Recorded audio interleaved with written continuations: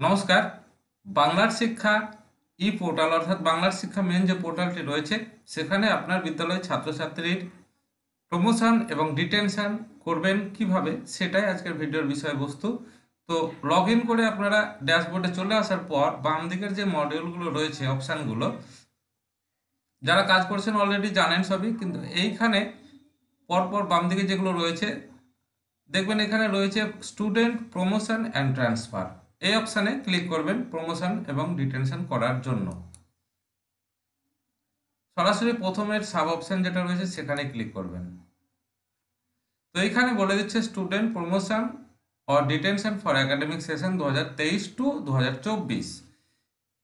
এখানে কোনো স্টুডেন্টকে অর্থাৎ এলিমেন্টারি সেকশানে ডিটেন করা যায় না যদি সেক্ষেত্রে কোনো ক্ষেত্রে যদি সিডব্লিউএসএন হয় এবং এটা একান্ত স্কুলের ব্যাপার।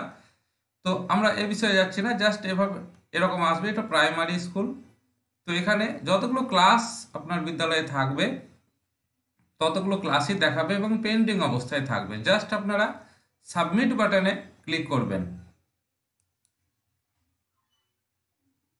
সাবমিট বাটনে ক্লিক করার পর এরকম অপশান সমস্ত ছাত্রছাত্রী যত রয়েছে, প্রি প্রাইমারি হোক, 1 হোক, 2 হোক, মানে যে ক্লাসেই হোক, তো তাকে দেখাবে তার নাম, তার আইডি, সমস্তগুলো দেখাবে, কোন ক্লাসে পড়ছে, কোন সেকশন, তার রোল নাম্বার কত।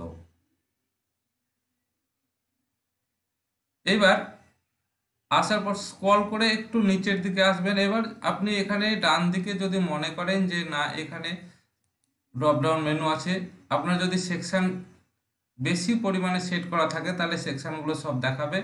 আপনি ইচ্ছা করলে এখানে ওই ছাত্রছাত্রীটিকে সেকশন চেঞ্জ করাতে পারেন।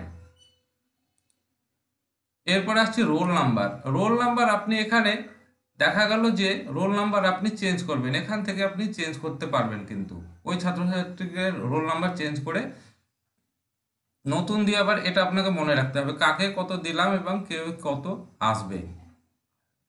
এগুলো আপনারা আপনাদের প্রয়োজন মতো যেটা মনে হবে সঠিক সেটাই আপনারা করবেন আপনাদের বিদ্যালয়ের জন্য। তো জাস্ট এবার একটু স্ক্রল করে নিচের দিকে আসবেন, সব শেষে দেখতে পাবেন সেভ অ্যাজ ড্রাফট। তো সেভ অ্যাজ ড্রাফট বাটন নিচের দিকে স্ক্রল করে আসলে দেখতে পাবেন এবং সেখানে সেভ অ্যাজ ড্রাফট বাটনে ক্লিক করবেন। ক্লিক করে দেওয়ার পর যদি মনে হয় যে কোথাও কোনো ভুল হয়েছে তাহলে কিন্তু আপনি সেভ অ্যাজ ড্রাফট করে ফাইনালাইজ করবেন না। সেভ অ্যাজ ড্রাফট করে দেওয়ার পর ফাইনালাইজ বাটন একটা পাশে চলে আসবে অলরেডি সেভ অ্যাজ ড্রাফট করে দেওয়ার পর। যদি কোথাও মনে করেন যে ভুল হয়েছে তবে আরেকবার আপনি সেভ অ্যাজ ড্রাফট করার আগে ওই সাবমিট বাটনে ক্লিক করবেন এবং সেখান থেকে আপনি এডিট করে নিতে পারবেন। Student promote information successfully saved হয়ে গেল এটা। জাস্ট এবার ক্লাস 1 আপনি প্রমোট করলেন প্রি প্রাইমারি সেকশন থেকে। এরপরে আবার ব্যাক আসবেন,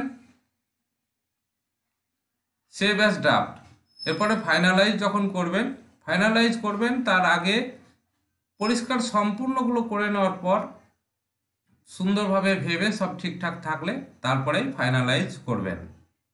একবার যদি ফাইনালাইজ করে ফেলেন, সেভ অ্যাজ ড্রাফট করে দেওয়ার পর যদি কোথাও ভুল হয়েছে বলে মনে হয় তাহলে কিন্তু আপনি আর ফাইনালাইজ করবেন না। ফাইনালাইজ করলে আর এডিট করতে আপনি পারবেন না। তাহলে এক্ষেত্রে আবারও সাবমিট বাটনে ক্লিক করবেন।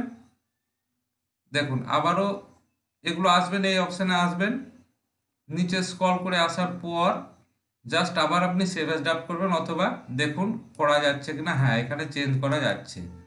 তো এরকমভাবে আপনারা যদি কোনো কোথাও ভুল হয় তাহলে কিন্তু চেঞ্জ করতে পারবেন বা পাল্টাতে পারবেন সেভ অ্যাজ ড্রাফট করে দেওয়ার পরে। এবং ফাইনালাইজ করার পর জাস্ট এরকম সিস্টেম আসবে, data has been successfully finalised. আর কোনো কিছু আপনি করতে পারবেন না। এই ছাত্রছাত্রীগুলি 2024 সালে 1 এর ক্লাসে সেটেল হয়ে গেল। Thank you very much.